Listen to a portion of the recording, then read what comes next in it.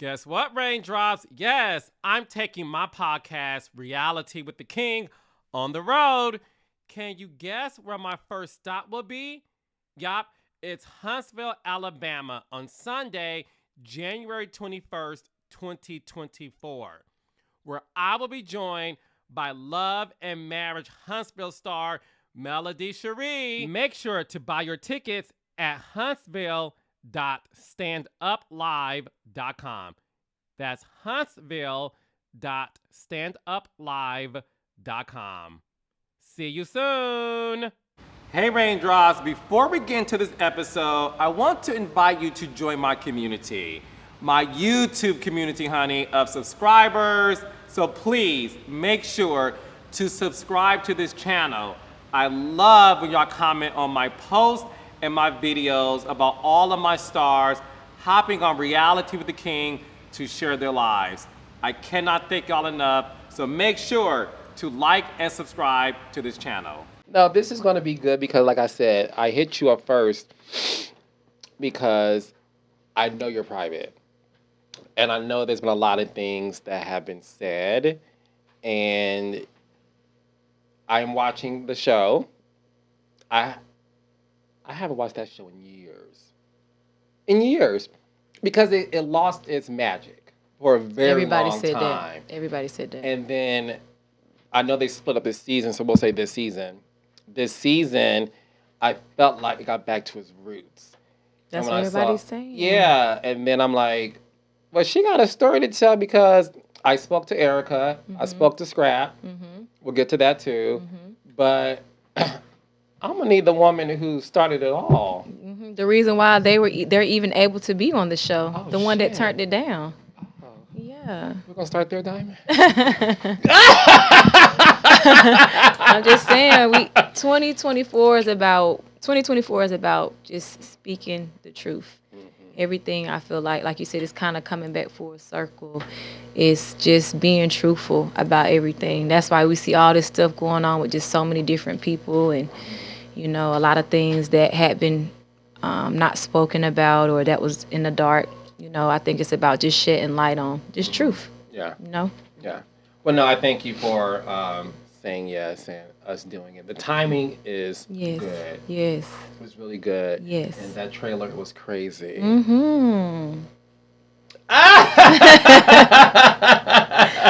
Well.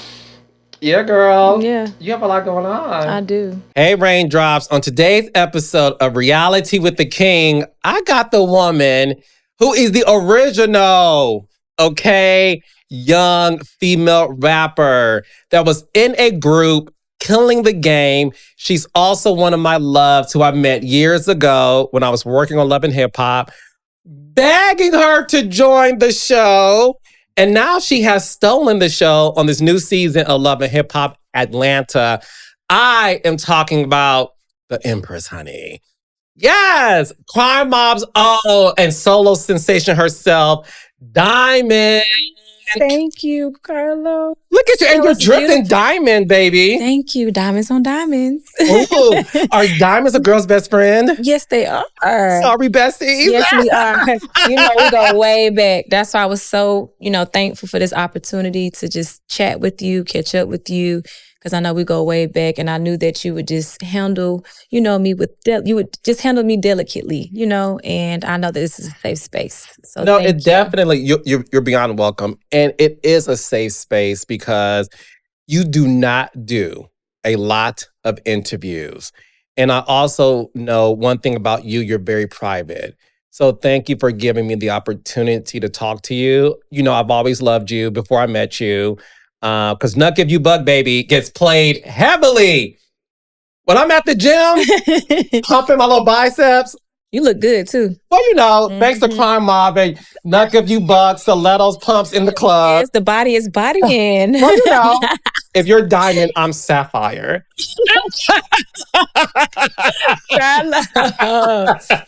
So that's what we'll say. But I want to really talk to you about the fact that we met because I was working on Love and Hip Hop Atlanta. Yes. And we were doing season 1. And at this time, we're casting the show. Right. We met Stevie, Mimi, Rashida, Kirk, Scrap, Jocelyn. Jocelyn, and Mona said, we need to get Diamond on the show. And I was assigned to you. Like, Yep. Carlos, Yep. you need to talk to Diamond to get her on the show because at that time, you were at the epicenter of the conversation. This is before like the blogs. At this time, Twitter was blowing up and you and I had dinner. It was me, you, your manager. We would talk like every day. Yep. And you would be like, Carlos, I don't know. I love you, Los. I love you, but I just don't know. And now you're on Love and Hip Hop Atlanta this season. Talk to me about the reason why you did not want to do this show back then. Wow, 11 years ago. I don't think that I was as mature as I am now. I was scared, you know. I had just gone through a very bad breakup publicly, and I wasn't ready for the type of scrutiny that we pretty much any public figure gets today. My skin wasn't as tough as it is now. And I just kind of just chose my peace. I just wanted to just go somewhere in hiding and heal and get into the Word of God, refine myself again, and just do that inner work to be able to be where I am now. I just felt like it wasn't time. I was thankful for the opportunity, but it was just a whole lot of mess just in between, just wrapped up in the opportunity that I wasn't ready to just deal with head on. What type of mess was going on in your life at that time? Because this is around 2011, 2012. Was it this whole Soulja Boy scandal with Scrappy that was dominating social media at the time? Yes, absolutely. Even though I didn't feel like me speaking my truth on that platform at the time was a safe space because it was something that I wasn't familiar with. I felt that I wanted to get to a place to where I knew that I would feel safe to tell my truth and my truth wouldn't be altered. And I didn't see it. I prayed about it so many nights about it, and it just didn't feel right in my spirit. It felt like my truth would be altered and of what really happened and the whole breakup because I was made to look like the villain. You know, though I could have handled things differently, I still, you know, definitely take full accountability. And my exit could have been a better exit, but everything kind of leading up to the exit is really what made me. You kind of look at it like a hitchhiker. You out on the road with your thumb up. You trying to get on the first ride out of there. It might not necessarily be the best ride, but at the time you just trying to get out of that situation. So let's clear the air because one of the biggest rumors out there is that while you were dating Scrappy, and Scrappy did say on my podcast, he admitted to cheating on you. Mm-hmm. He cheated on you incessantly. And he said your lick back was cheating on him with Soulja Boy. When you were with Soulja Boy, were you still in a relationship with Scrappy? And did you do that to get revenge on him? Well, I would say, there's different forms of cheating. Okay. Scrappy and I were still in the same household, but we weren't in a relationship. And it was difficult because, you know, we sharing bank accounts, you know, we got same family and friends that we're sharing. So, you know, in a sense, and I was engaged, in a sense, it was like a marriage. So it wasn't just that easy to just pick up and leave. You got to divide things. I had like 3 cars. I think he had 2 or 3 cars as well. It was just a lot of moving parts. And we were just trying to kind of like figure things out privately. He had kind of stepped out as well with some other figures, but I guess it didn't really reach the attention of me stepping out with Soulja Boy. He cheated on you with other female celebrities? I'm not going to call them celebrities, but I'll just say they have a following. But numerous people, you know, it was a constant thing over and over. And now I kind of understand it. I don't agree with it, but, you know, we were both young, dealing with trying to manage fame and a lot of money. We both had a lot of tension, you know, and that probably was just the best way he could handle things at that time. You know, just like I wasn't mature about the way my exit was. But when people saw Soulja Boy and us, like Soulja Boy and I out, we had not been active with each other. we were literally just having fun because he was young, he was vibrant. You know, we collaborated on music. It was just fun. At that time when I was in a relationship 11 years ago with Scrap, I felt like I kind of had to be forced to grow up fast. I had all these huge responsibilities on top of just regular responsibilities that I just kind of wanted to just be free. I just wanted to have fun, you know? But again, my exit and me, you know, maybe going to that car show with him, I didn't really realize the capacity of how big it was going to be and how many people, how many eyes was on us. But in that moment, we were living together, but we had already called it quits and said that, hey, we kind of had talked about, you know, where would I move? Where would he move? Then it was like, okay, well, you keep the house because you have a daughter. You know, I'll find somewhere else to live. But it was just more of a process. It wasn't just easy to do, you know, like pick up and pack up because we had so much invested, you know, in that house and that home. What was your exit like? You know, what made you want to leave the relationship? I didn't really feel valued as far as I knew he loved me, but I didn't think that the love that he had for me was strong enough for him to stop doing the cheating. As crazy as it might sound, cheating wasn't really at the top of the list. You know, I'm not saying it's okay, but we know how men are, you know. It was more so of me kind of having to dim my light and it being a competition with certain things. Like, you know, me pouring into him, being his biggest cheerleader. And he was definitely pouring into me being my cheerleader as well. But I felt like, you know, everybody's careers go up and down. So at one point his career was up, mine was down. Or mine was up, his was down. Or we both up together. And I felt like at that time it was a lot of envy. I couldn't be really celebrated in my success without, you know, it being an issue or me feeling like I pretty much have to dim my light or not being able to share my accomplishments and my growth. So that really bothered me and made me paranoid in a sense because it's like we're on the same team and I'm pouring into you, you pouring into me. If you win, I win. If I win, you win. So what's the problem? You know, so that was more so at the top of my list. Cheating would be number 2, even though I'm still not cool with cheating. So I think that was that. Would he say things to you to make you feel that any success you had? Well, it'd be at the time, it was like, well, everybody messing with you. They ain't messing with me, you know, or little stuff like that, you know, or like the My Chick Bad remix. I'm thankful for that opportunity. I felt like I had been doing my thing. I have still, from my understanding, as far as rappers, I still have the most mixtapes released or most projects released, period. I think about 14 projects. So I think that I was deserving of that when it comes to picking Atlanta, as far as when Luda was looking for, you know, Atlanta, Miami, you know, had Trina, and then you had Eve, Philly. But he was signed to DTP at that time. And I'm sure that he definitely, you know, cheerlead for me in that moment to say, hey, put my girl on the record or whatever the case.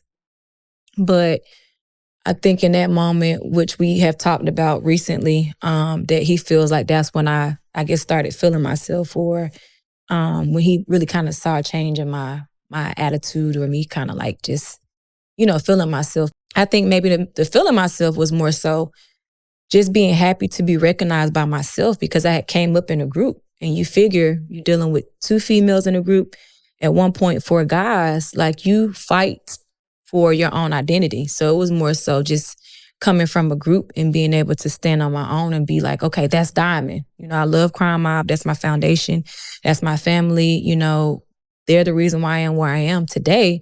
But I still am Diamond. I'm still Brittany outside of the whole umbrella of Crime Mob. So for me, that's where I felt like I was feeling myself, not more so like I was better than him or bigger than him. Like, oh, you know, I'm trying to one up you. But I think that was like the main thing for me. That was kind of like, I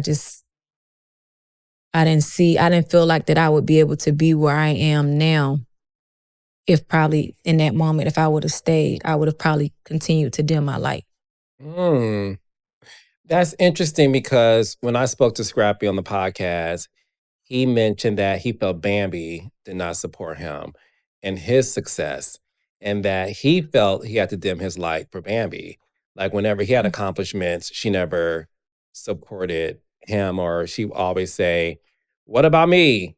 So that's interesting that you had. He has actually brought that up and compared that to say that before we had like started talking back to each other, that he realized a lot of the things that I was saying back in the day because he had experienced it in his relationship as well. It's very interesting. How did you meet Soulja Boy in the first place? I think it was a celebrity basketball game, or maybe it was the Ozone Awards. You know, they have all the artists there or whatever. And I think that he had reached out to me about doing a feature, you know, something like that. And we just kind of like every once in a while talk to each other on Twitter, or maybe the sidekicks. Remember the T-Mobile sidekicks? So it was just like, you know, very just fun, free. You know, it was nothing at that time, like I said, nothing disrespectful to disrespect my relationship or anything out of the line. It was just fun. Like, what's up? What y'all doing? Da-da-da-da. When did it become romantic? After it became romantic after Scrappy and I broke up. So when everybody saw us at the car show, even though it appeared more than what it wasn't even that. Like, I'm just the type of person I want to be different. You know, we can all have sex, or we can all whatever. I say color.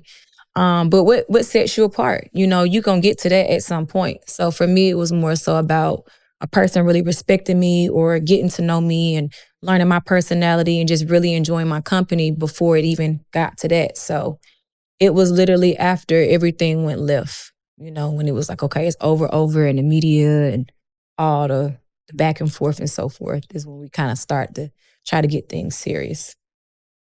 You got pregnant while you were in a relationship with Scrappy.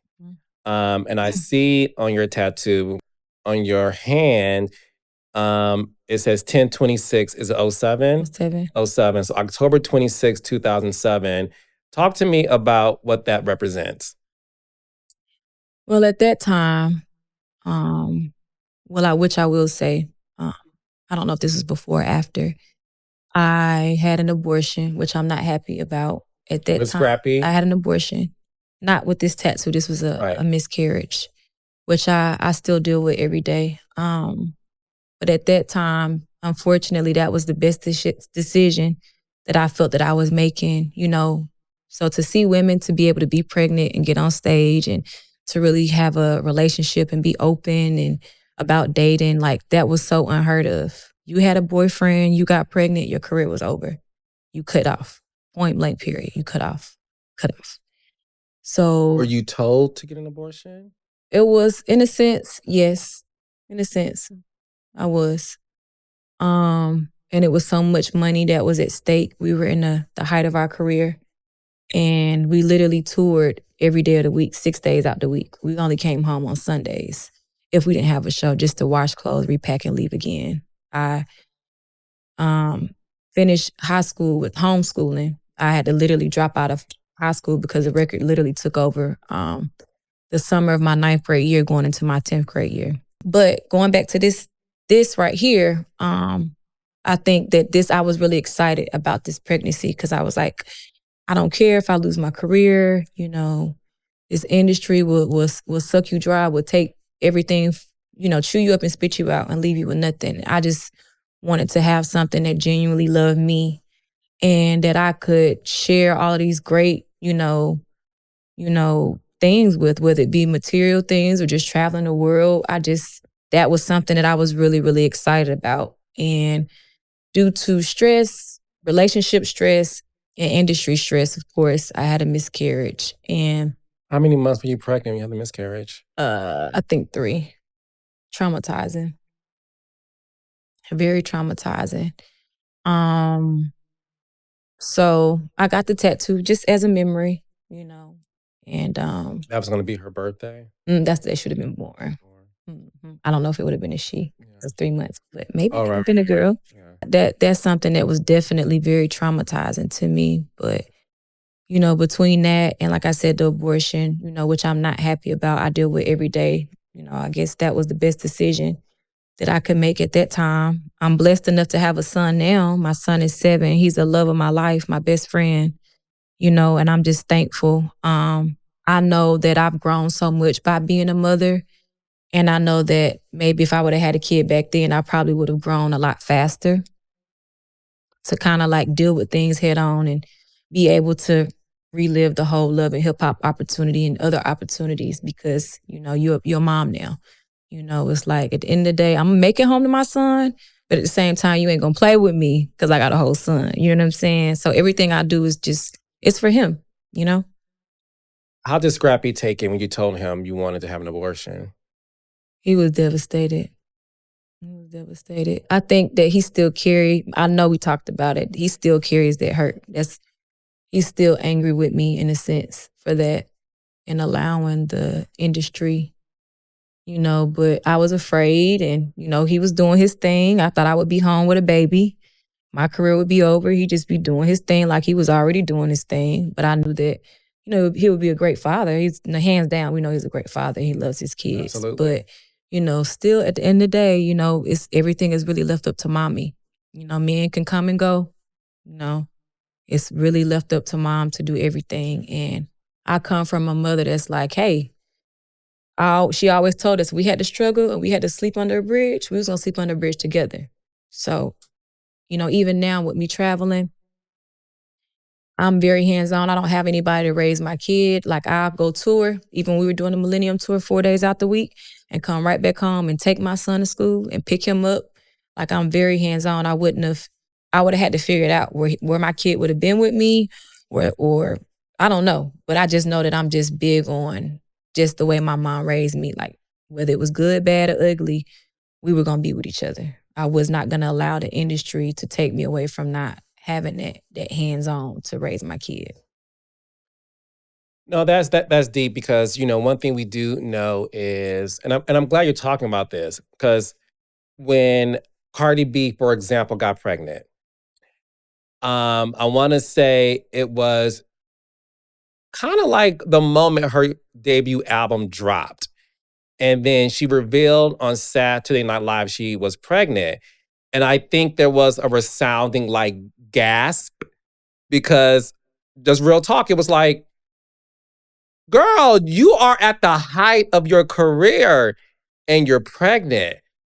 What is this going to do for your career? And courtesy of her being herself and like you said, this is a different time. She decided to go through the pregnancy and her career hasn't stopped since then. I give you so much grace and props for your honesty and talking about that because look, back in your day, it was unheard of for a woman to get pregnant at the height of her career. It just was unheard of. And this industry can suck the life out of you. And the unfortunate part is you're this young Black girl who fell in love with this man and you have a baby, which should be the most precious moment in your life. And instead of celebrating that, you're being told by the people in your ear, get rid of this baby or your career is going to stop. And you're forced as a young girl to handle that decision by yourself.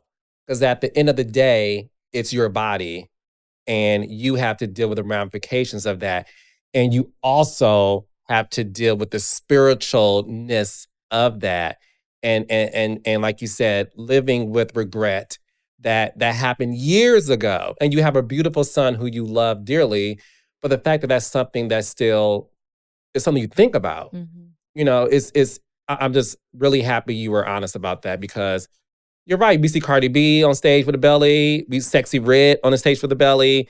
When you see that, do you feel like, well, at least we know that times are changing? It makes me feel good. It's like, just like the women before me, the Eves, the Brats, like we all working together, in some form of, a fashion. It's brick by brick. So if I'm placing a brick, like they placed bricks before me, we building this together. So I'm happy that we're in a space now where women can really just live their truth out, and also still coming from an era where women were silenced. We weren't able, it's always been a male-dominated game, but it was always the woman behind the man. So to be able to have that torch and for it to still be moving and to really just do your thing, I'm happy for them. It's a blessing. So you are from my generation. Like, I grew up on Little Kim. The first album I bought as a 17-year-old was Little Kim's hardcore album. Yeah. Like, Little Kim raised me. Yes, You know what I mean? yes, 17 same years here. old, like La Bella Mafia, Period. Notorious K.I.M., Queen Period. Bitch, all that, right? Yes. So you're part of my generation with Crime Mob and everything else. And so is Scrap, Luda, Lil Jon, and Soulja Boy. So the Soulja Boy that we would see on TV was like this animated character, wild child, always on 100.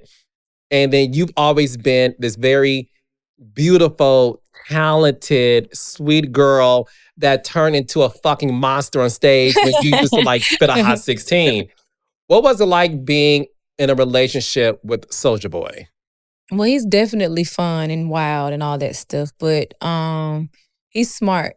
Everything he do is calculated. And I guess the flip side of it would be that I guess he didn't care about negative press or negative attention. And I was like, nah, I'm good on that, But they say all press, bad press is good press. But he's very smart. He's smart, just with the whole digital era. And I kind of got a little bit of some of that as far as like he would literally shoot a music video in his kitchen. Like, I come from the era, it was like, no, we got to have the cars, we got to have the money, we got to have the scene, we got to sit up. The director's like, nah, bump that. The song hot, let's drop it right now. Let's shoot the video in the kitchen. You know what I'm saying? So being able to capitalize off of, certain moments and being able to maximize off the opportunities.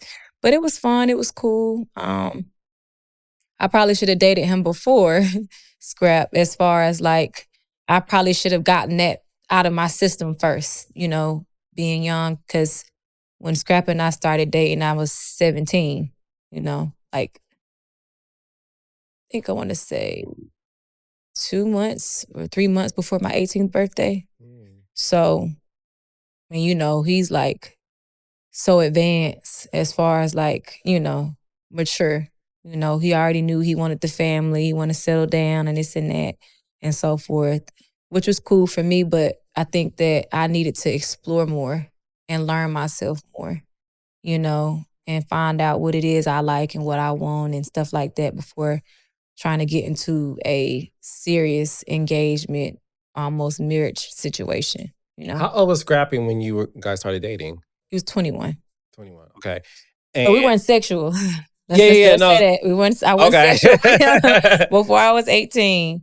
But yeah, we were neighbors as well. So he lived across the street from me. So we kind of like came into this together. Like he knew me before the fame and before the money. I knew him before the fame and the money. We all kind of was like on the music scene, just trying to come up, When you were at the epicenter of this very public beef, and I really want people to realize this is before like the blogs. This, like I said, Twitter was what was popping at the time. So you're in the middle of these two hip hoppers, these two rappers having a very public beef, and you're in the middle of it. You being called a hoe, a whore, a homewrecker. And these men are fighting each other on social media because of you. What was your mind going through dealing with that? I didn't like it because I know that I wasn't a whore or a homewrecker, that me and him had literally decided we weren't going to be together. I think it was more for him, I think embarrassment and the fact that he was younger than him, why I was labeled a whore or a homewrecker. But I didn't like it at all. I didn't like it, not one bit. Did you go through a moment just like depression or like dealing with people judging you when they don't know all the facts? I wasn't depressed. I was angry. I was mad. Because I felt like I really just stood up for myself. How me just going to a car show with somebody turned into all of this mess, and I just wanted peace. I just went, at the time, I felt like the most peaceful route. And at that time, like I said, Soulja Boy, it was just fun, free. It wasn't, in the beginning initially, it wasn't drama, And then even with him, at some point, it started to become a competition as well. Yep. So these men can't handle being in a relationship with a woman whose star may be shining brighter than theirs. I mean, back then they couldn't. I don't know about now. Now they can't either. I'm not gonna say names, but no, like real talk. I mean, that I'm just that like I said, that's what made me leave that situation. And I'm not saying that I'm cool with a guy cheating, but we know how these men are. You know, you pick and choose your battles. But to me, that just makes me paranoid. Like I got to look over my shoulder. If you're not on my team and you're competing with me and I'm vulnerable, I'm sharing my highs and my lows. Like I'm very submissive. I never come in like I'm the man now. I can talk my stuff and I stand up for myself. From the gate, you know that I got my own mind. Like you can't control me. But as far as catering, I'm like making your plate, I'm massaging you, you know, like I'm very nurturing. Like I have that nurturing energy. I just want to nurture. Like I love just catering to people. It don't have to necessarily be a dating relationship. It could be a friendship. Like I'm the friend that everyone calls for advice or just, and I'm like, well, no, don't, just take a minute. Let's just think about it for a second, trying to give people the benefit of the doubt. And, you know, even with business relationships, like I don't know. There has been like a blessing and a curse, I would say, in a sense, but I can't help who I am, you know? So when you were going through feeling like this relationship with Soulja Boy is sort of running its course, you're now experiencing the same thing you felt with Scrappy in terms of, wait a minute, it's now feeling like I'm in competition with this man. I now feel like once again, I have to dim my light to please this man. Because at one point, Soulja Boy was definitely at the height of his career. And then it did start to like simmer down a little bit. You being on Ludacris, you know, My Bad Chick remix with Nicki and Eve and Trina, that was a really big deal and big look for you. And it really did set you apart. It's like, this girl is the one to watch. Were there things that he would say to you that made you feel like, yeah, this ain't gonna be it? Mm, he would never say things, but he would do things to get a reaction out of me, like being with other girls to try to,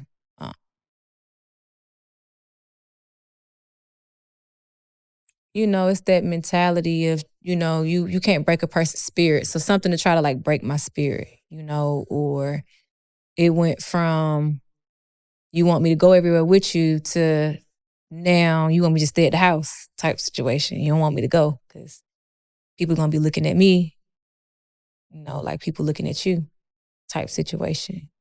And again, I haven't talked to him in like years, so I'm sure, you know, he has, you know, a son now. I'm sure he's a lot more mature, but this is just, you know, my truth of what I experienced, you know, years ago. But he still never not gave me knowledge. He always tried to put me on game. If he found out about something or he learned something, he still would put me up on game. And he never like kept the information away from me like, well, I don't want to share this with her because she's going to be smart. It was more so, I guess, when it came to performance-wise, me performing, whether it be a music video or doing a song with them or someone, or just being out and starting to get more notoriety, you know, on my own. Who was the love of your life? I don't think I met the love of my life. I feel like definitely Scrappy was my first love, my first true love. I don't think I met the love of my life yet, though. Do you think it could be Scrappy still? The love of my life? I think he was my first love. I don't think he's the love of my life, but he's definitely my first love. I still have a lot of love for him. Are you in love with him? I wouldn't say in love, but I do love him. In love is when you can't live without a person. You can't sleep, you can't eat, you can't breathe, like undeniable. We gonna make this happen. You know, the love of my life is my son.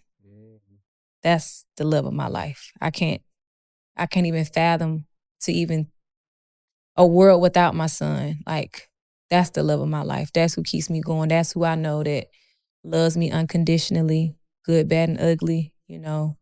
That's gonna ride for me regardless. Even when I have to discipline him, he still come back and tell me he love me. because he know me, he know my heart, and it's coming from a good space. So that's the love of my life. I know that's right, bitch. Yes. I was talking to you earlier about the fact that Crime Mob is a group that hip hop lovers still love. And when I saw you perform at the BET Awards pre-show last year, I felt like you were back in your bag. And I felt like you seemed to be so happy in that moment of being on stage, because at one point in time, Diamond, you definitely took a break from the industry in terms of like, you really just, wasn't out in the forefront as much. What consciously were you going through to where you're part of this iconic group, you're on a ludicrous smash hit single with these other iconic female artists, and then all of a sudden things started to like simmer? What happened during that time? I was still going through the phase of healing and just being with God and learning myself. And I was so into, if it disrupts my peace, it's too expensive, And I still feel that way in a sense now. But now I'm just like, I deal with things head on. I know that no matter how bad and ugly the situation is, God is already there. He gonna meet me there. I can get through anything. I can come in a room full of vultures and we gonna come out dapping each other down. You know what I'm saying? Like, that's just, but I had to go through that, to find out who I am, through God. And it was just so much drama, within the group, so much drama. Coming fresh from a breakup, 2 breakups. And I dated as well, so they're not the only 2 breakups or whatever. Went through other breakups and so forth, that it just cost me too much. I'm like, I can't let anything be, it's too expensive. It's cost me my peace, And it wasn't a no amount of money that could get me to show up, I think that, like I said, the love of my life, when my son was born, that's what changed everything for me. I felt complete. And it was like, okay, I'm ready to play ball. I got to go get it for him. I want to make sure he had a better life than what I had. And for this opportunity to keep coming back over and over again, I remember going through the pandemic when JD had us to do the Essence Festival. And he was adamant. He was like, look, if I don't have all the members of the group, I don't want the group. So he was adamant in making sure that I performed. And when I got back on that stage with him, it was like, okay, this is what I'm supposed to be doing. Not always, not that I can't still do the Diamond solo stuff, but this is home, and it was bigger. It's bigger than me. It's bigger than any group member. It's for the culture. It's for the up and coming females coming up, and, to let them know that, regardless of what your differences are, you got to put your feelings out of it and get in your bag, like really, really get in your bag. And that opportunity from that day moving forward really opened up more opportunities for the group and for me solo as well. So I think that was like really my turning point. I had done like a couple of appearances here and there, like birthday badges and so forth, but I wasn't like consistent, doing things with the group, What was the drama that you were dealing with while being in Crime Mob? Well, it was levels of drama. The first drama was the label at the time before reality TV is what it is now. I think it was like Jessica Simpson and her husband. Jessica Simpson? Newlyweds, Newlyweds. Yeah. That was the kind of reality show that was. They literally wanted me and the other female, the group, to be in a house, watch them watching us film an album, and I didn't really feel too easy about that because we had so much more to do as a group, and I kind of felt bad. Like we would just be leaving the guys behind, but they had kind of started getting into a lot of trouble, and, label-wise, it's like it's a liability, like in and out of jail. One group member, one guy's here this day, the next day somebody, and they like literally saw the future. You know what I'm saying? They like, okay, this is, you 2 girls got it. And then you had the drama between she and I, which I don't know if that stemmed from the fans or the industry when you pit people against each other back in the day, which colorism still exists, but you have the dark skin, light skin, which I know a lot of people loved her brown skin. A lot of people like me and my light skin or whatever, but I don't know if that's what stemmed to that. And then it started to become a competing situation where we're not, again, I'm just like, I keep dealing with having to compete, which makes me paranoid. And I'm like, we supposed to be on the same team. I can't help that people like you more, and then you can't help that certain people like me more. Like, I can't continue to keep dimming my light. You know, it started to take a toll on me. I started to lose weight. I was down to like 90 pounds. I was so stressed out. I was not happy. Mind you, all my friends are in school, you know, cheerleading, you know, going to prom. Because when Nuck If You Book, the day that we shot Nuck If You Book, literally, you know, the HBCUs is literally huge in Atlanta. And my sisters all were like drill team and so forth. So I had made the cut to be, you know, a major rep.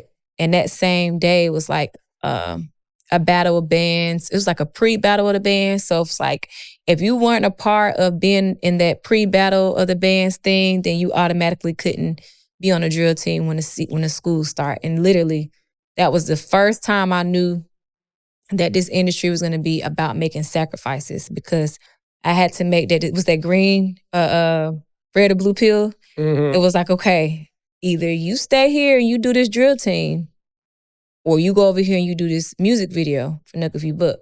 And I really feel like if I wouldn't have went to do the music video for Nuck If You Book, then I wouldn't be, you know, here today sitting in front of you. But I was still going through that, you know, seeing my friends, they drill team, football games, prom, you know, trips, some of them having kids and so forth.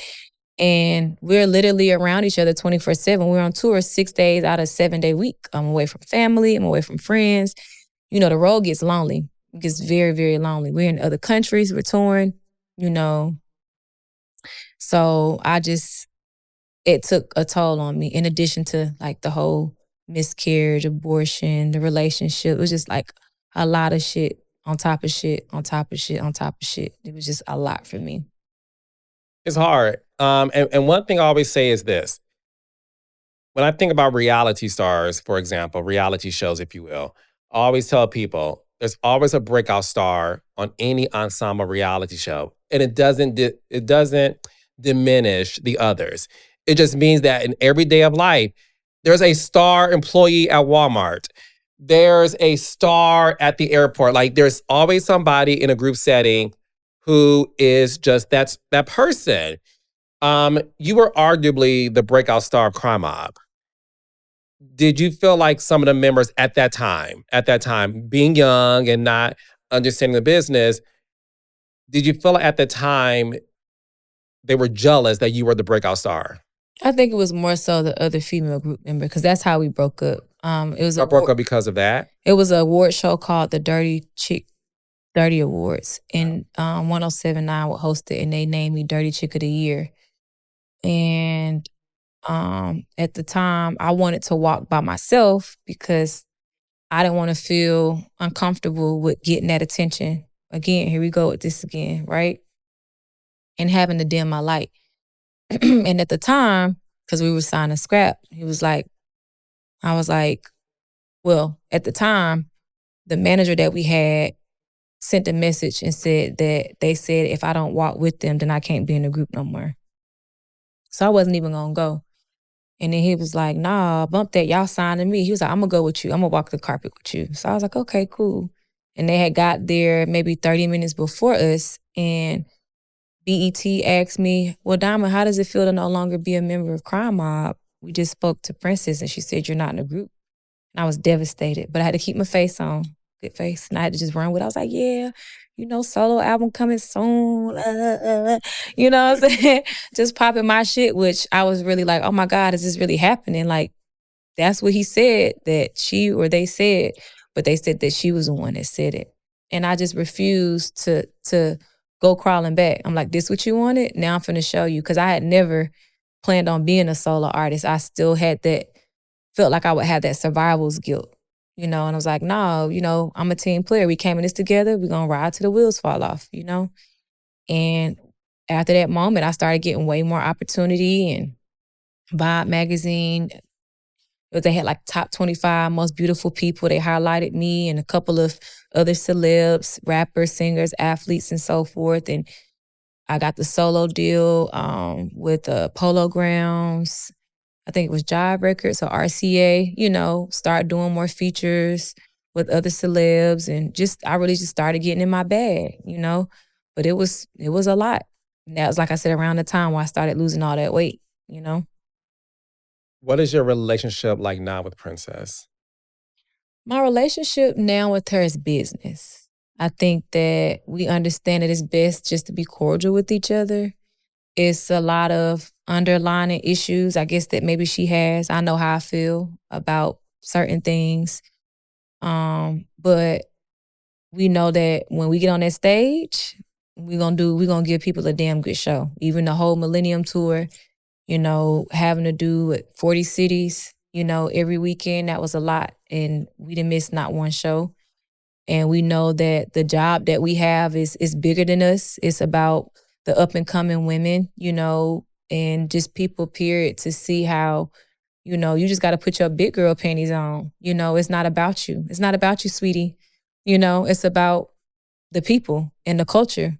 And the fact that she's a mom as well, I think that probably made her grow in a lot of areas, just like me having a son made me grow in a lot of areas. So we might not hang out and talk on the phone, but when the money calls and if the opportunity is right, we're going to show it. We're going to get that bag and we're going to get the fans a damn good show.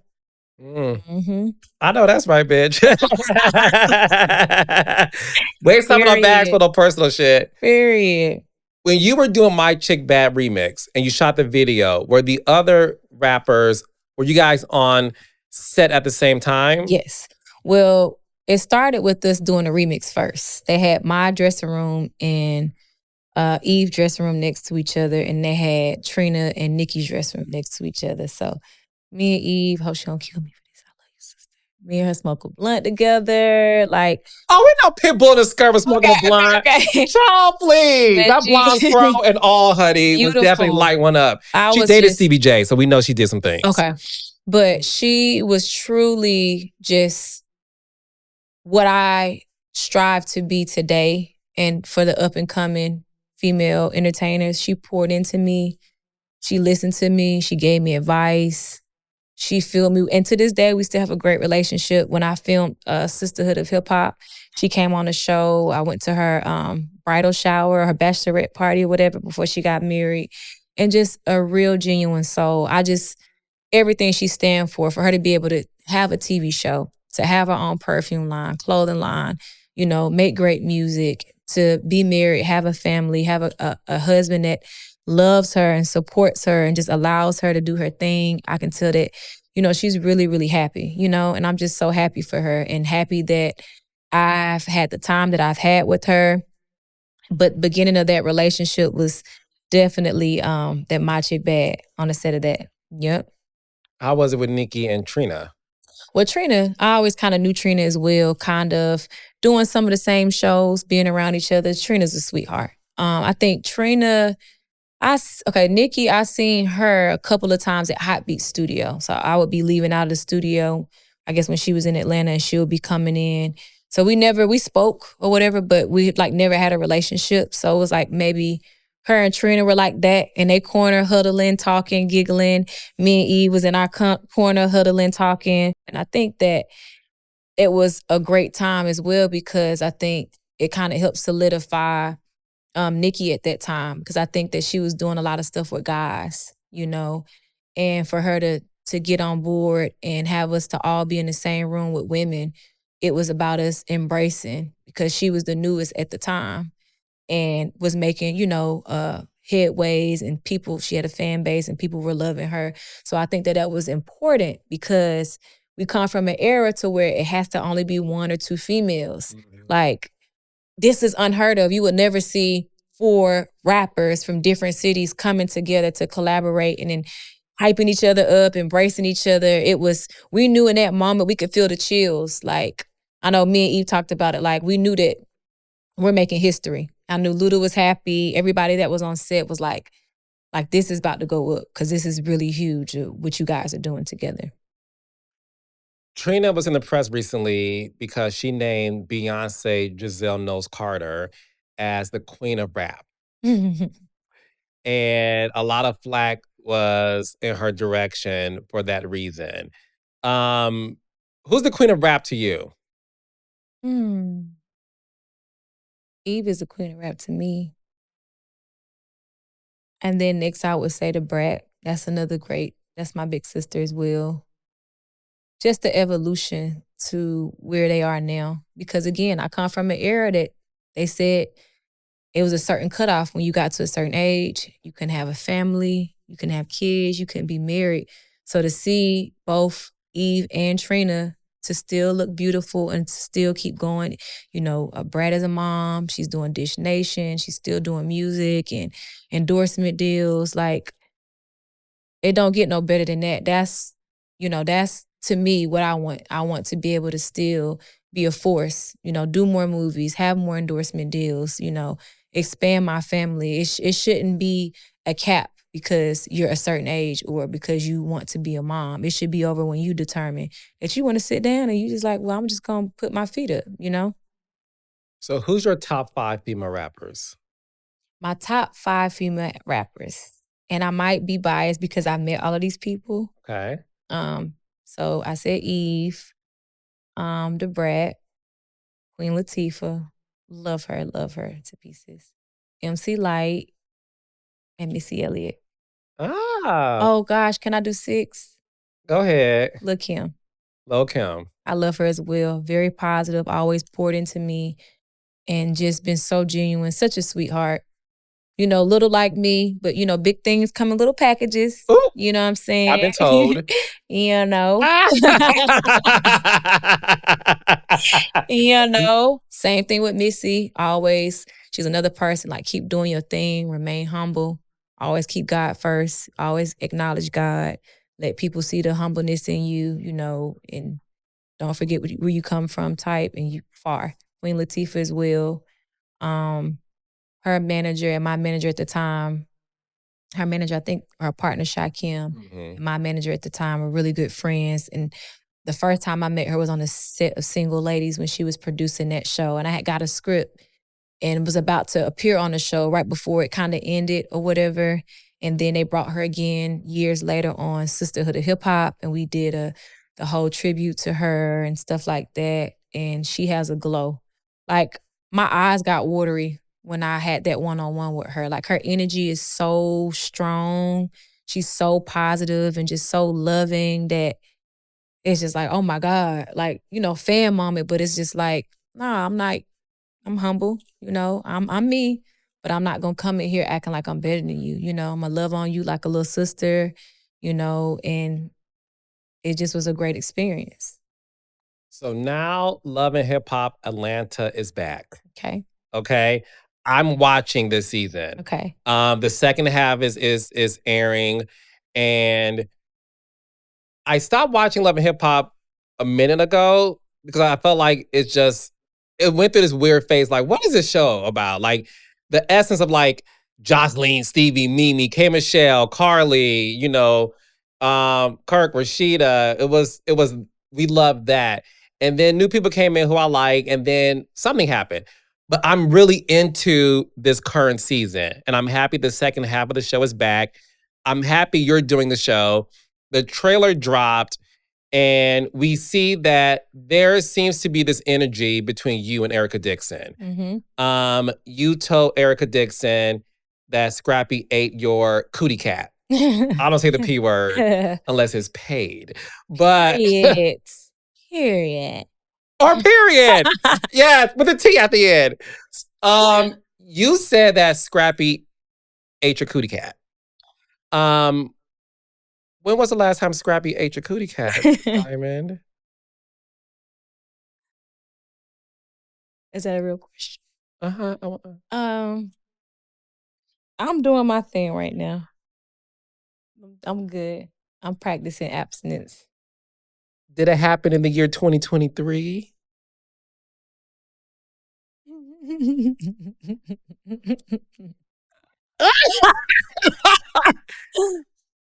A girl never tells. I was forced to have to tell that day. Oh, why? Cause this whole narrative, like we're not gonna do this. We're not gonna do this triangle narrative. Like we just in this triangle. Are you, Definitely Scrappy, not and Erica in a love triangle? Definitely not. So what is going on? Because why did you feel the need to let Erica know that happened? Cause she said that she had to send him home several nights. And I was like, okay, cool. But she kept like pushing the envelope, reiterating. I'm like, okay, well, this is some new news for me. Are y'all fucking? Because I just want to make sure we're not cross-contaminating, if that's the case. Like E. coli? I don't know if that should have been the right word. So some cross-contamination, because the cross-contamination you did say was that Scrappy ate your cootie cat and your booty hole. So was that a cross-contamination that occurred too? Oh my God. I was drunk. But did it happen? Have I ever lied to you? Nah, look, bitch. For what I know, no. So are you and Scrappy back dating, or y'all just having fun, having sex? Like what? Well, it was a time to where we were just like kind of having fun. Coloring is what I call it. Which Coloring outside the lines? out and inside the lines. Also, Scrappy's been inside your line. Oh wow. It was a point of time. And I'm single, he's single. I don't report to anybody. I live a rich bitch, stress-free lifestyle. So I do what I want, when I want, with whom I want. And I'm sure he's free to do the same. He's a single man. But what we're not gonna do is paint the narrative like this is a Jocelyn, Mimi, and Stevie J situation. Because it's not. And I'm not, here to shade anybody or anything like that. But I don't start nothing. But if you come at me and I'm not the same person I was 11 years ago where I would just take the high road and not say nothing. Like I have a family and friends that care about me. I have a son and I have an image that I work and a brand that I work so hard to build. So I'm not going to let Erica Dixon or anybody tarnish that just because you need some camera time. We know you have no motion. Your store has been under renovation for how long? You're not getting booked. So, and I didn't know it was an issue. I really didn't know it was an issue. I was confused. I was shocked. So, I don't know. I was shocked. So. You were shocked that the store was still renovating, or you were shocked that? Both. Oh, okay. Yeah, that why are you coming at me? Because we've had history in the past, beef. She told me that she tried to come at you and you ran away from her the way Celie ran away from Mista in The Color Purple. Girl, bye. The only thing I'm running to is the motherfucking money, okay? And I just seen her New Year's Eve in Magic City, which I can show you on my phone. Who's running, sweetie? She's probably talking about the first encounter when back in the day, she had got a spare key made to Scrap's house. And my best friend, which wifey baby can attest to this, she was in there. His homeboy was in there. I was in there. We were just chilling in his room, just chilling. And she came into the room and went to swing on him. I ain't run from nobody, nowhere. And I literally just saw you. So she's a lot of talk. And I was shocked because the interview that you're talking about was brought to my attention from my family and friends too. That was done in May. Girl, why are you talking about me? I'm confused. Like, I'm confused. And I be trying to keep it cool because I love, her daughter. Like, that was my baby before my baby. Like, I have love and respect for her. And even throughout the breakup, I would check on her and keep in contact with her. And I'm just proud of the young lady that she's become. But at the same time, I'm a mom and I have a brand that I have to protect as well. I can't not stand up for myself because the love that I do, that I have for her. And I understand that, she's of age to where, you're in college, kids see things on social media and so forth. And you're kind of brought into that.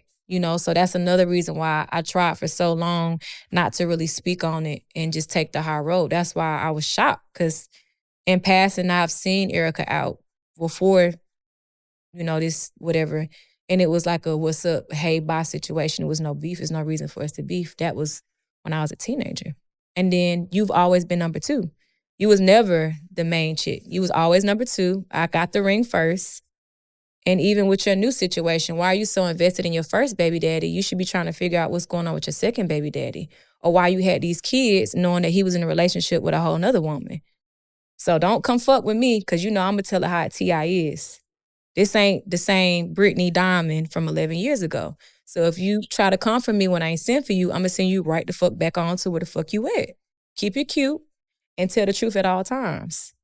You know what I'm saying? Like, I'm not the one or the two. You know, I don't bother nobody. So that's another reason why I wanted to have this conversation with you, because I was shocked when it was brought to my attention. I'm like, what happened? Why are you lying? Why are you talking about me? I'm confused. But again, I understand, you know, and, you know, Scrap said that he wanted to bring her on board, you know, on the show. We help him getting some coins in her pocket. That's fine. You know, that's your baby mom. I didn't have a problem, and I still don't have a problem. But I can't be controlled. I pay my own bills. I don't need you. Any guy that I date, I want you, but I don't need you. So I can't be controlled by that narrative. She needs this narrative to get back on television. I literally came onto the show to defend myself because it was portrayed like I was a homewrecker through his marriage, which I was not. Apparently the marriage was already broken, A. B, I realized years ago me not speaking up for myself hurt me more than me just going live a couple months ago on my rant. It helped me more than me not saying anything at all. So I'm like, okay, I'm going to come on this show, you know, to have your back as a friend, but also to clear the air for my name and my brand, because we're not going to run with this. I let that be done to me 11 years ago, and I had to go through so much to clear my name and fix my brand from being talked about to say X, Y, and Z. It's a new day now. I worked too hard to get where I am before I let anybody try to tarnish what I built or to try to attach themselves to what I built. You know, if you want to attach yourself, then we just gonna tell the truth. Because I'm confused. Make it make sense. Okay. I have a lot to ask you now. Do you feel like you're responsible for Erica eating off of Love and Hip Hop right now? But you know that they wanted me first and I turned it down. Ask yourself that question. Now why am I in it? What I say to you, she's always been what? Second choice.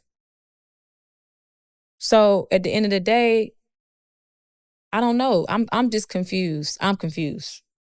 Because when them cameras go up, people act a whole nother kind of way. I'm confused.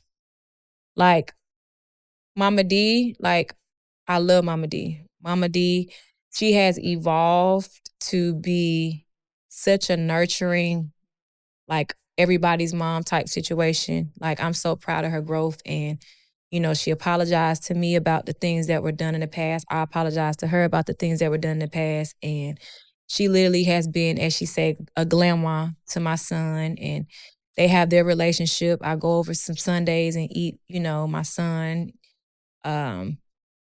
She got him gifts and she catered for his birthday party when my father passed away. It's been a week now. It was last Friday this time. She cooked for the repast.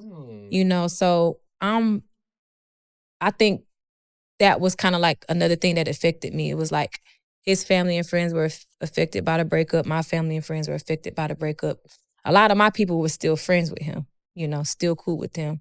But I kind of just cut off all communication, you know, so I'm thankful that now I have that relationship. But at the same time, I know that's still your son and you still have to ride for your son. And I understand because I'm a mom. That's why, you know, we had that conversation. I understood whether I agree with or not the way you move because my son is 7, but you can't tell me when he turned 37 that I'm going to stop defending him. I'm going to ride for him, right, wrong, good, bad, ugly. I'm going to tell him about himself, but I'm still going to be there for him, you know? So that's what I think kind of matured me in my area to really understand her more as a mom, you know? Does it get physical between you and Erica this season on Love and Hip Hop? No. She all bark, no bite. She said that one of the main reasons she wanted to get on Love and Hip Hop was to confront you and to handle some business. Handle what? That was when she was first approached to be on Love and Hip Hop season 1, and she knew you were in the mix. She was sitting on ready. You see me, the times that he's lied to the both of us back in the day, girl, I done came up and popped up at your house several times. A bitch pull up to my house, she gonna leave on the stretcher. I'm just letting you know. So where's all this coming from? Again, we know you have no motion. You need some camera time. The shop is still under renovation. You just had new beautiful babies. I'm still trying to figure out why you so invested in your first baby daddy. You should be trying to figure out what's going on with your second baby daddy. What is going on with the second baby daddy? Why you can never post him on your page.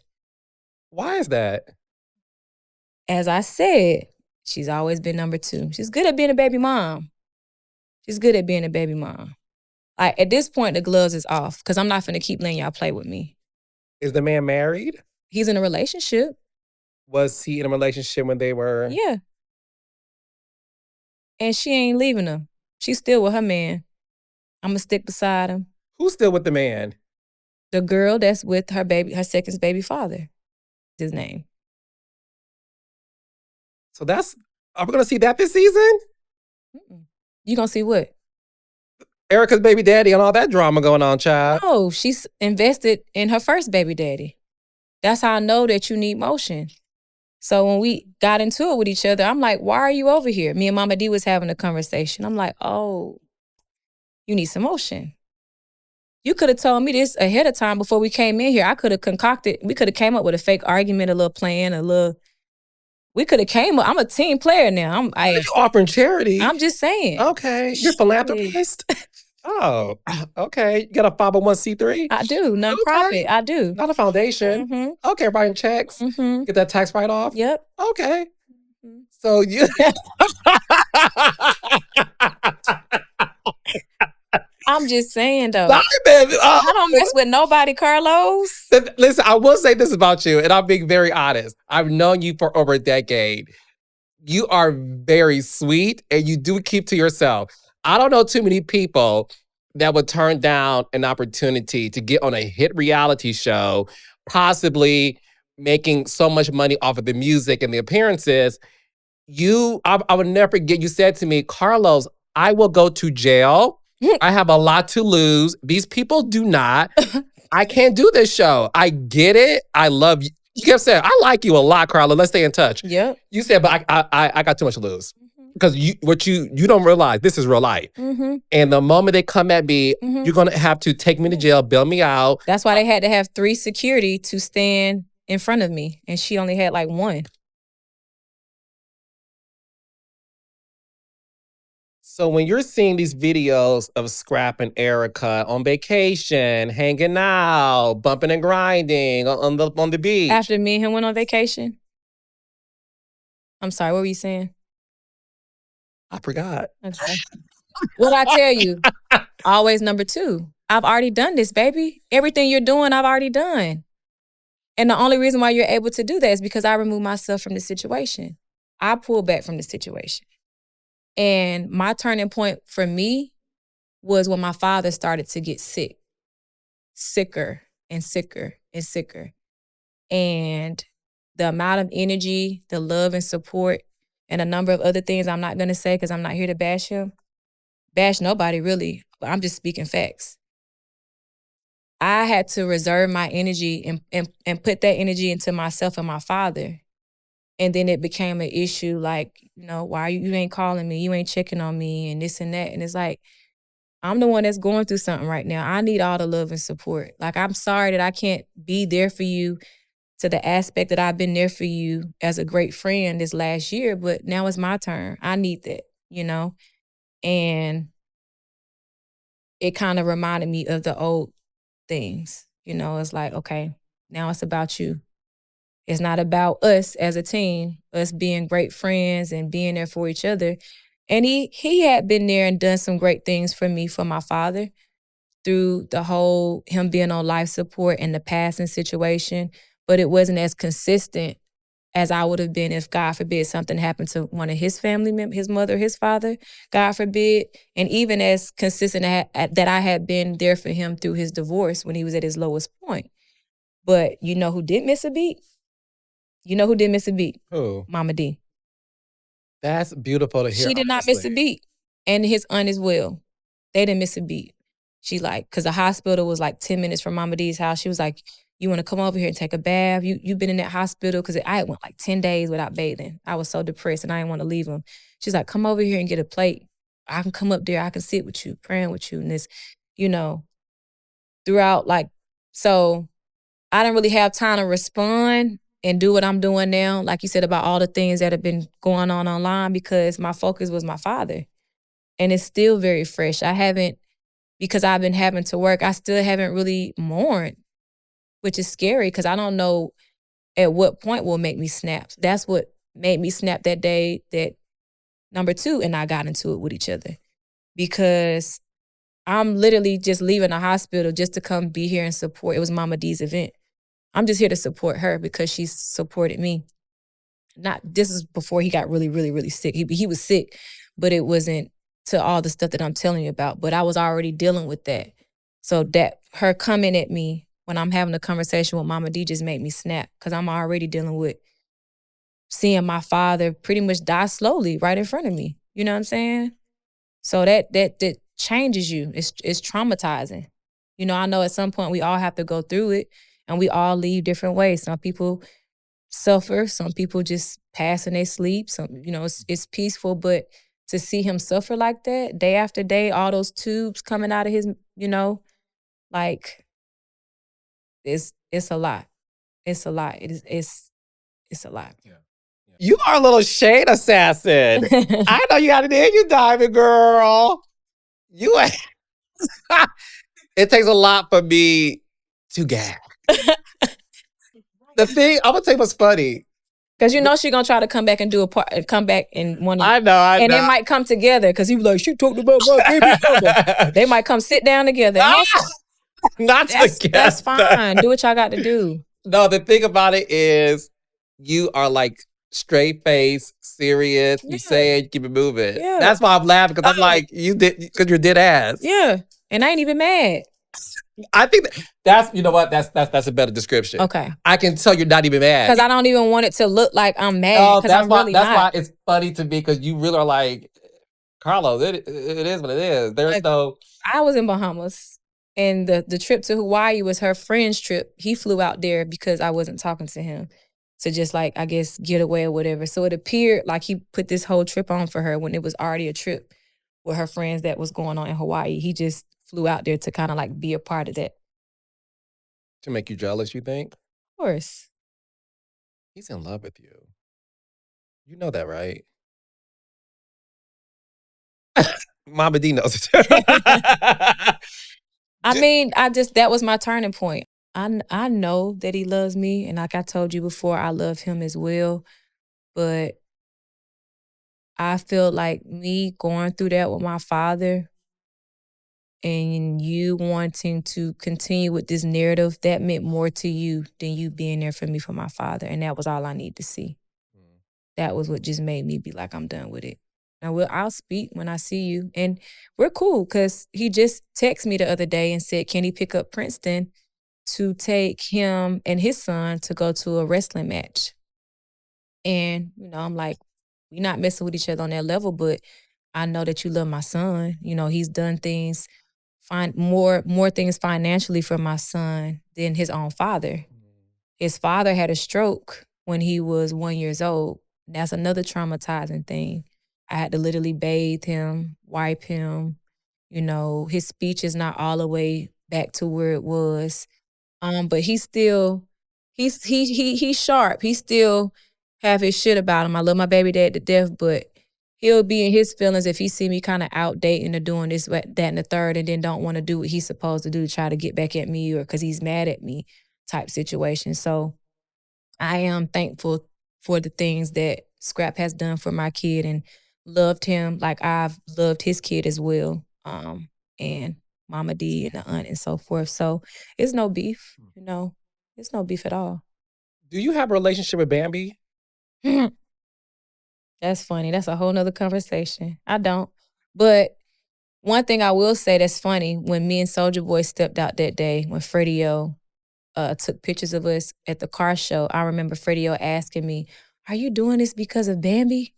And at the time, I'm like, Bambi? I didn't know this was the same Bambi because my girlfriend, Cougar, which is here as well, me and her met in 2019, and she worked for Don Diva magazine and had a casting agency. At that time, Bambi reached out to her to come move to Atlanta and be in some of her music videos. When I broke up with Scrap back in the day, I stopped talking to everybody that wanted to still be cool with him and me. It was like, you got to pick a side, in my feelings, family, whatever the case. And I fell back from her. We didn't fall out. It was just more so like, okay, she wanted to be neutral and just like, I'm not in it. I just want to be cool with both of y'all. And I'm like, no, you got to pick a side. I just fell back, and I moved to California, and she casted a music video for Scrap and had Bambi to be on a music video. And I think that's when they took it serious.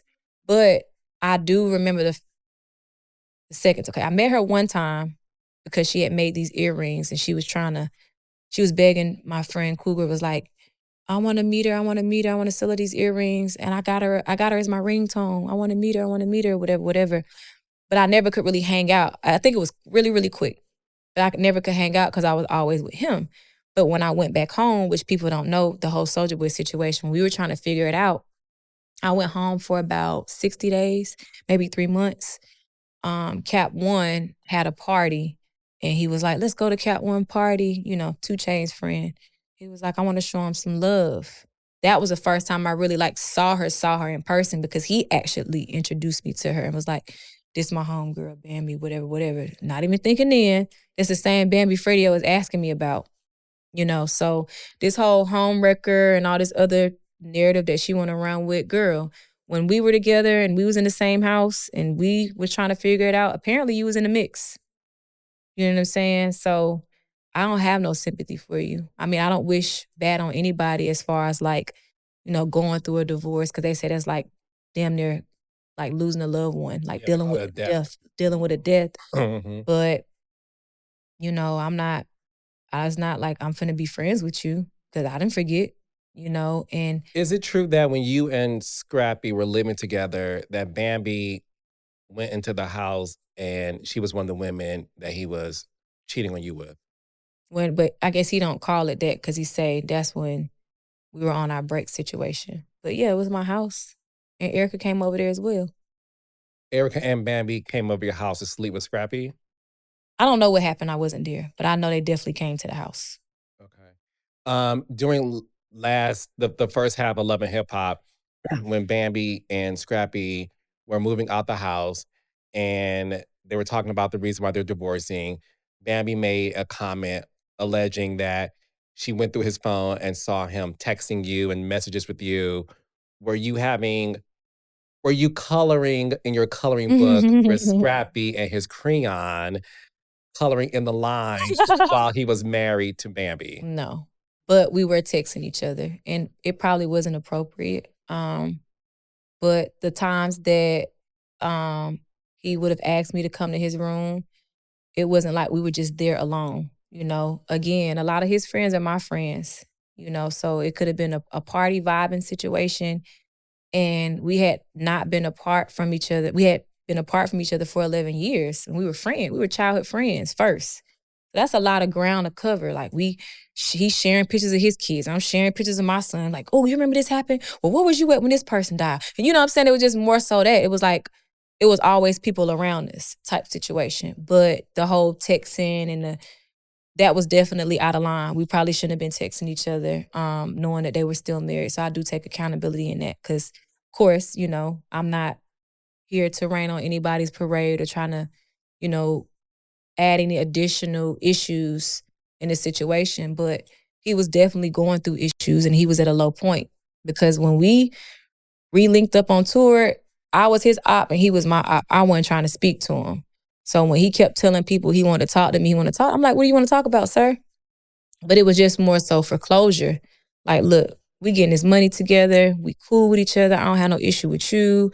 Hopefully you don't have no issue with me. Like, I just want to be cool type situation. And then from there, it just turned into something fun, just free. Like, you know, we cracking jokes up at each other. It ain't awkward because it's like we would be in a room and people like, well, we know they ain't speaking to each other. Well, let's do it. It was like we made other people, whether it be Trillville or my other group members or whoever else on the tour, have to do more work. And everybody's happy, reuniting, we get money, we connecting with fans. It's like, what's the real issue here? You know what I'm saying? So I'm like, I ain't tripping. I really don't. I can't. That shit happened so long ago. I ain't tripping. You ain't tripping. I ain't tripping. You know what I'm saying? It was more so that. So. Diamond Girl, you have a lot going on. I'm happy you used this opportunity to clear the air. And I really do thank you for giving me the opportunity to talk to you about this. Because I know, like I said, you're very private. And when I reached out to you, you said to me, like, you're the only person I want to talk to. Yes. I would do it only with you. Yes. Let me know when. You have my condolences about your dad. Thank you. And his passing. But what's next for you? Because female hip hop is back and is dominating the industry. So can we expect new music? Is Crime Mob going to have a reunion? You got perfume, cologne, like everything. Tell me what's happening. So definitely more music. My last project I just dropped is called Slim Thick Reloaded. That's on all platforms. I have a reality TV show that I'm filming season 2 next week. It's called Diamond Cuts Atlanta. I have a beauty salon. We're by Mall of Georgia, where it's a one-stop shop. We do hair, nails, makeup, body contouring, eyelash extensions, because I'm in school now to get my esthetician license. And the show is based off of the drama within the shop, other women that I've casted to come in and kind of like compete for a slot to win in my salon. So I'm on the production side of things. I'm Isn't so that thankful fun? for it. It is. Yes. Oh, that's my second calling. I have a skincare line called Diamond Glow Skin. The website is thediamondglowskin.com. And I actually brought a couple of samples for you to smell. Yes, honey, I love a smell test. So wait, what's this one? Because I like all things black. That is Lust. Okay. So, you said Lust? Oh, you stupid. Oh, okay. Yep. So I have 2 fragrances for men. Is this men or women's? That's men.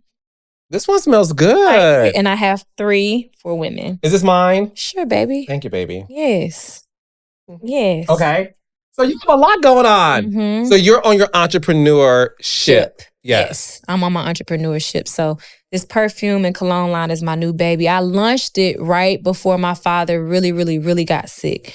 And I didn't really give it the full attention. So I'm doing some things now to relaunch it again and really give it its full attention. And I'm going to create a situation to where I give proceeds to an organization that I've created with my friend that I talked about, Cougar. It's called Daddy's Girl. And since the losing or the transition of my father, I connected with so many women who are daddy's girls, whether their father has passed or is still alive, and to bring awareness to my father's organization. They knew him as Captain DUI. He got hit by a drunk driver when I was 3 years old. He created an organization called Foundation de Mayana to help families that are victimized by drunk drivers. So between the Daddy's Girl and the Foundation de Mayana, that's why I be kind of like giving all the proceeds to, and just to try to keep his legacy alive. I'm very proud of you. Thank you. This is your time. Thank and you. Listen, I do mean that. This is your time. Thank you, baby. You have been, doing the work, working on spirituality, and now it's time for you to reap the benefits of that. And I mean that. And I want to see you out there. I want to see you doing more music. I want to see you continue to making multiple streams of income. Thank you. So that's what you deserve. Thank you. And I had no idea you were a Shade Assassin. Oh. So we get a chance to see that every Tuesday on Love and Hip Hop. Yes. On MTV. MTV. Yep. Right? Yep. So thank you so much, baby. Thank you for the opportunity. Anything for my baby.